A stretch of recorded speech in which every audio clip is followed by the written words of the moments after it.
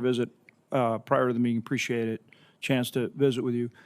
Before we talk about the digital asset issue for a minute, very important that our farmers and ranchers be able to utilize the futures market to hedge the crops they grow and the livestock they raise. Very important. That's your traditional role.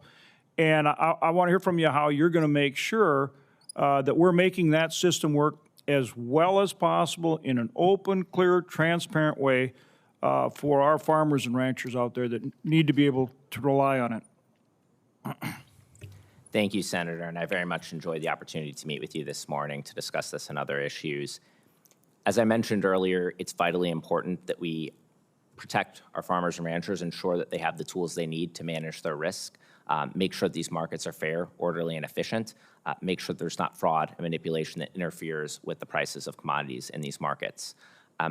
It's vitally important that we understand that many of these markets have been massively overregulated throughout the chain. We've seen FCMs, introducing brokers, and other intermediaries highly regulated such that the costs are being passed down to farmers, ranchers. We're seeing less FCMs, less introducing brokers able to take on these clients. And some of the ones with the large volume able to do it, they're not banks, and some of the risk management functions at the farmers and ranchers' businesses, they're not willing to work with these firms. And so I think it's vitally important that we take a very hard look at where we're regulating and making sure that it's absolutely essential. I'm in favor of the minimum effective dose of regulation, no more, no less. We should not have more reporting than's necessary. We should not have more prescriptive requirements than needed. And I do believe that if we get the right regulation in place, these businesses will thrive. We'll see more risk management. We'll see more farms, ranchers, and everyday individuals and commercial end users using these tools, these risk management tools, to manage their business risks. And that's going to be better for all Americans. Right, and for the large, sophisticated users and that kind of thing, they always manage to figure out, how to comply with all the different rules, requirements, all that kind of thing. But are you focused on making sure that for that family farmer or family rancher, that they're able to access the futures market in a way that they understand, that's transparent, and that works for them? Senator, absolutely. I think that's vitally important. They need to have clear and simple rules of the road that they understand, and they need to have access to the tools that they need to manage the risk.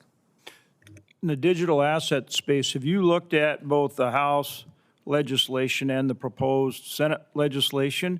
And does it provide you, in your opinion, does that provide the statutory and regulatory or the ability to build the regulatory framework in a way that will make sure that, again, there's transparency and that people understand what's going on with these digital markets, and that, as Senator Lujan said just a minute ago, that people are adequately protected? Senator, thank you. One of the areas that we discussed earlier today is really the breadth of what's happening in these digital asset markets. There's a wide range of new types of blockchain networks, applications, and assets. And so the legislation, I think this is a great effort to bring clarity, certainty, and consumer protection to these wide-ranging novel markets. I believe that the legislation, the efforts in this committee as well as the Clarity Act, the efforts in the House are just absolutely critical.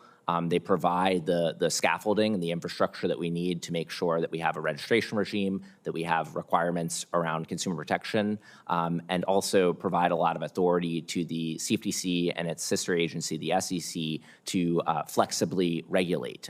There's going to be a lot of work to be done in implementing these statutes, so I really am excited for you all to get the legislation done, and I think these are both great efforts.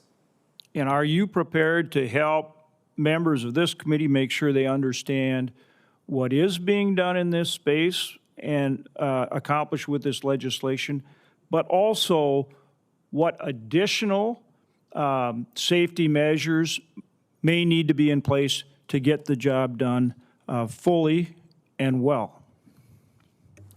Senator, yes, I think one of the benefits of having spent many years in private practice working with digital asset firms and then working as chief counsel at the crypto task force at the SEC has been that I've seen and met with many of these crypto businesses, understand both the good and the bad, and what we need to do to make sure that we're protecting our investors. Thank you.